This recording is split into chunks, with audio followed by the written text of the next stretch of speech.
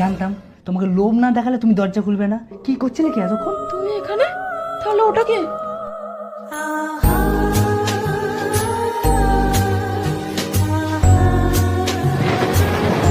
দেখলে দেখলে তুমি?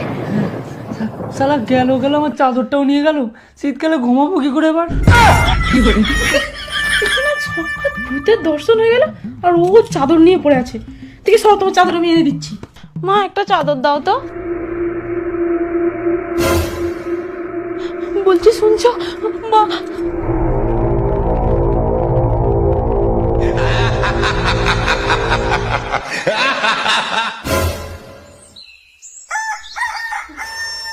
স্বপ্ন ছিল। কি গো, ওঠো না, সকাল হয়ে গেছে। যা ভয়ঙ্কর একটা স্বপ্ন দেখলাম না।